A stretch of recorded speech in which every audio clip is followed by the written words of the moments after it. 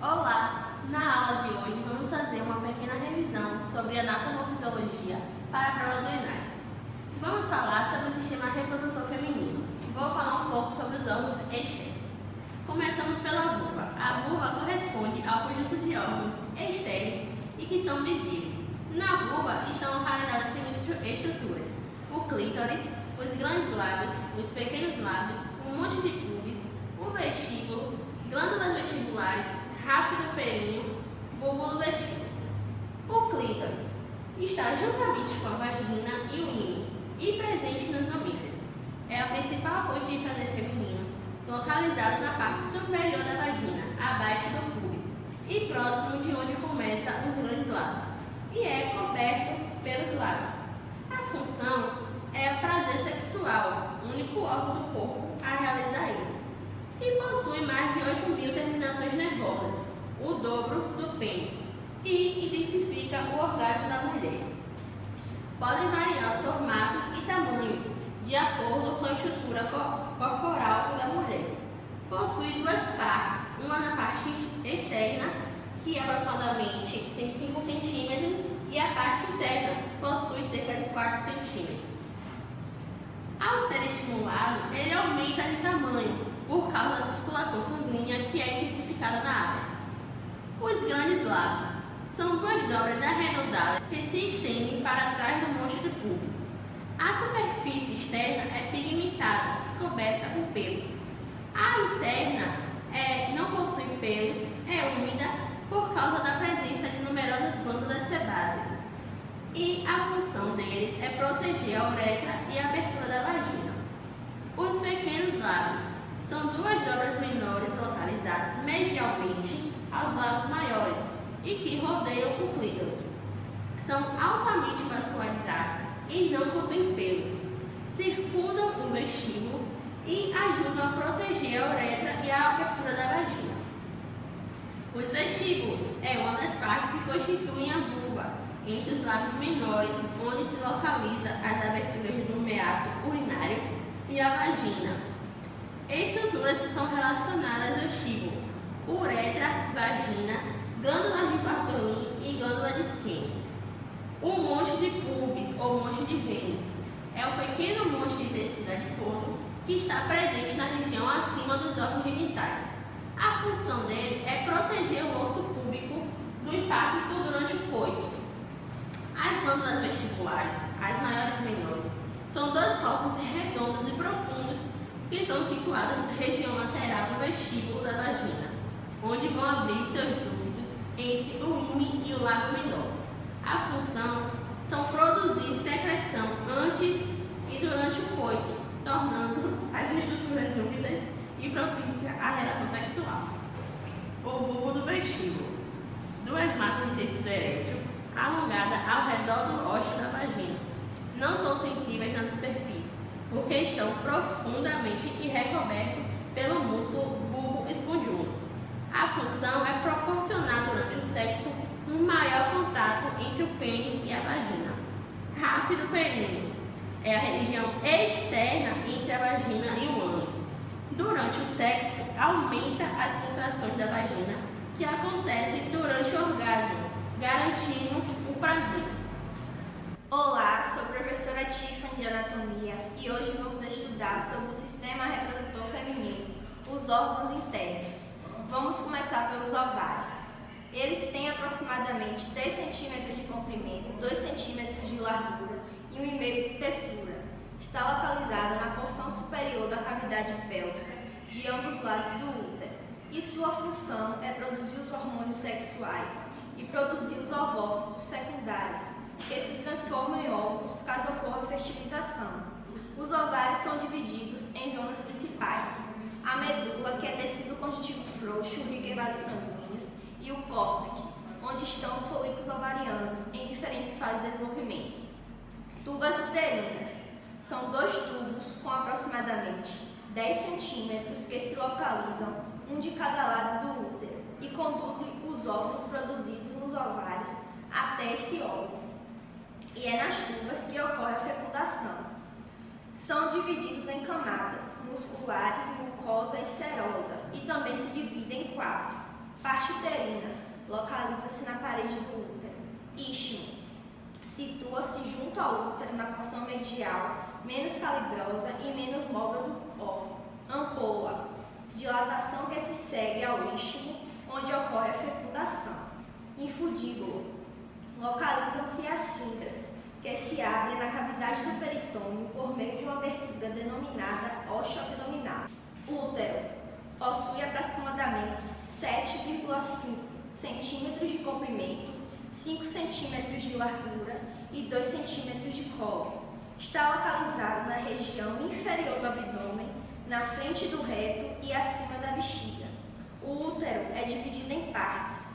A parte superior é mais dilatada e recebe o nome de fundo.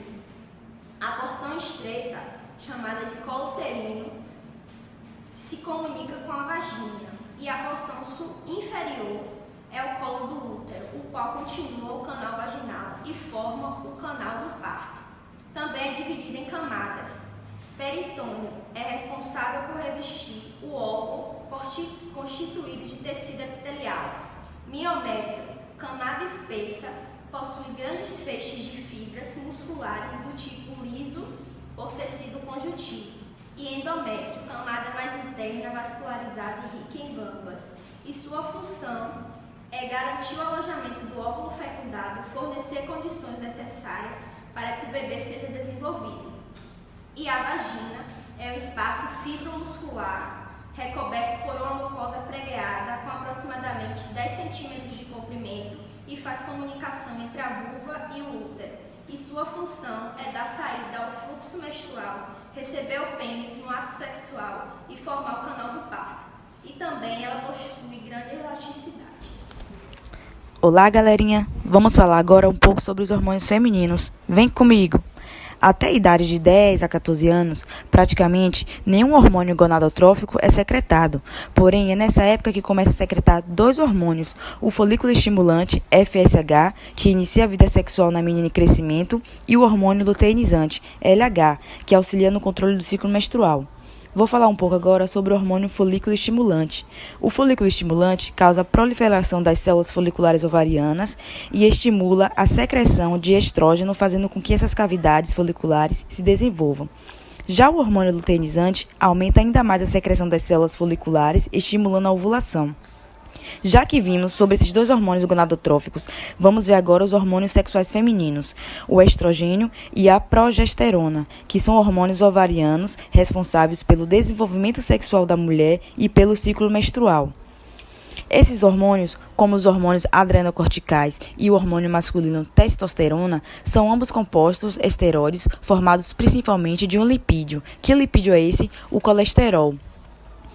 Os estrogênios são realmente vários hormônios diferentes, chamados de estradiol, estriol e estrona, mas que têm funções idênticas e estruturas químicas muito semelhantes. Por esse motivo que eles são considerados juntos um único hormônio.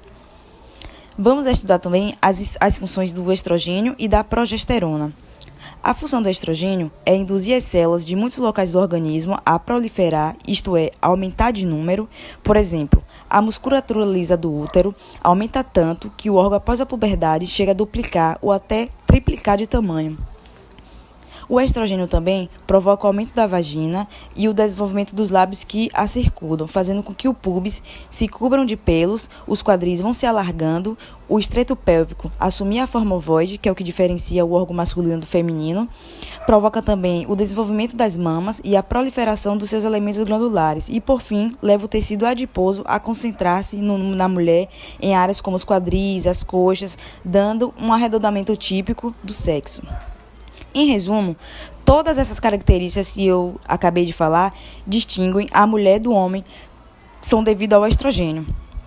O estrogênio também estimula o crescimento de todos os ossos logo após a puberdade, promovendo rapidamente a calcificação óssea, fazendo com que as partes dos ossos que crescem se extinguam dentro de poucos anos. A mulher nessa fase cresce mais rapidamente que o homem, mas logo após a puberdade. O estrogênio também tem efeitos muito importantes no revestimento interno do útero, do endométrio e no ciclo menstrual. Já que vimos sobre o estrogênio, agora eu vou falar um pouco sobre a progesterona.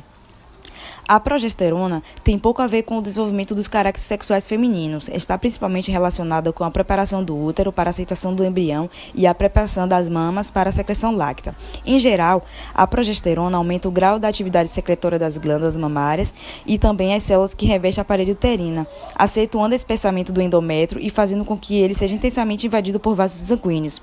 Determina ainda também o surgimento de numerosas glândulas produtoras de glicogênio. E, finalmente, a progesterona inibe as contrações do útero e impede a expulsão do embrião e também da forma do feto. Gente, dando continuidade aos hormônios femininos, eu vou falar um pouco aqui sobre o ciclo menstrual e sobre os hormônios da gravidez. O ciclo menstrual na mulher é causado pela secreção alternada dos hormônios folículo estimulante e luteinizante pela piutária anterior e dos estrogênios e progesterona pelos ovários. O ciclo desse fenômeno que induz a essa alternância em relação, eu vou explicar para vocês agora. Então, no início, bem no começo do ciclo menstrual, isto é, quando a menstruação se inicia, a piutária anterior secreta maiores quantidades de hormônio folículo estimulante, juntamente com pequenas quantidades de hormônios luteinizantes. Junto, esses hormônios promovem crescimento de diversos folículos nos ovários e acarretam a secreção considerável de estrogênio. O estrogênio, então, ele tem dois efeitos sequenciais sobre a secreção piutária anterior. Primeiro, ele inibe a secreção dos hormônios, o folículo estimulante e o luteinizante, fazendo com que essas taxas declinam ao mínimo por volta do 10º dia do ciclo. Depois, subitamente, a piutária anterior começa a secretar quantidades muito elevadas de ambos hormônios, mas principalmente do hormônio luteinizante. É essa fase que tem um aumento, súbito da secreção que provoca o rápido desenvolvimento, na final de folículos ovarianos e a ruptura dentro de cerca de 2 dias. O processo de ovulação ocorre por volta do 14º dia do ciclo normal de 28 dias. Conduz ao desenvolvimento do corpo lúteo ou um corpo amarelo, que ele secreta várias quantidades elevadas de progesterona e quantidades consideráveis de estrogênio. O estrogênio e a progesterona, secretadas pelo corpo lúteo, inibe novamente a piutária anterior, diminuindo assim a sua taxa de secreção dos hormônios estimulantes, e luteinizantes. Sem esses hormônios para estimulá-lo, o corpo lúteo evolui de modo que a secreção do estrogênio e a progesterona cai para níveis muito baixos. E é nesse momento em que a menstruação se inicia, provocada por assim um súbito declínio na secreção de ambos os hormônios. Já nessa ocasião, a piutária anterior, que estava inibida pelo estrogênio e pela progesterona, começa a secretar outra vez grande quantidade de hormônio folículo estimulantes e assim iniciando um novo ciclo. E lembrando a vocês que esses processos continuam durante toda a vida reprodutiva da mulher. Então, para fazer um resumo básico, eu vou explicar a vocês. É que o ciclo menstrual ele é dividido em 4 fases, tá? A primeira fase é a fase menstrual, que ele corresponde aos dias de menstruação e dura durante 3 a 7 dias, geralmente. A fase proliferativa ou estrogênica, período de secreção de estrogênio pelo folículo ovariano, que se encontra em maturação. E temos aqui a terceira fase, que é a fase secretora ou lútea. O final da fase proliferativa e o início da fase secretora, que é marcado pela ovulação.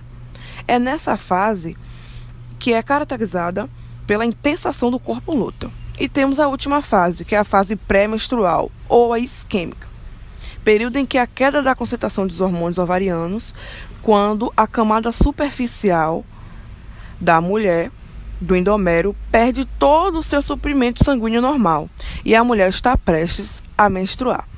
Durante cerca de 2 dias, podendo ser acompanhada por dor de cabeça, mamas, alterações psíquicas, como irritabilidade ou insônia, que também podemos chamar de TPM ou tensão pré-menstrual. Então, gente, dando continuidade sobre os hormônios da gravidez, o HCG, né, que é a gonadotrofina coriônica humana, ele é um hormônio glicoproteico, né? Ele é secretado pelo início da formação da placenta pelas células trofoblásticas, após a anidação dos blastocitos.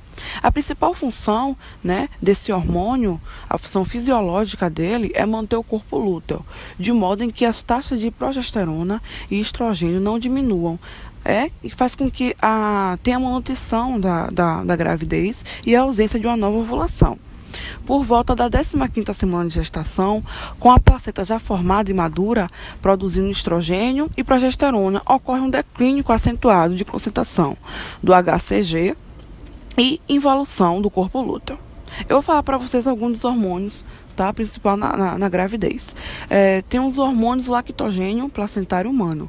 Ele é um hormônio proteico de estrutura química semelhante a uma prolactina e da somatotropina hipofisária.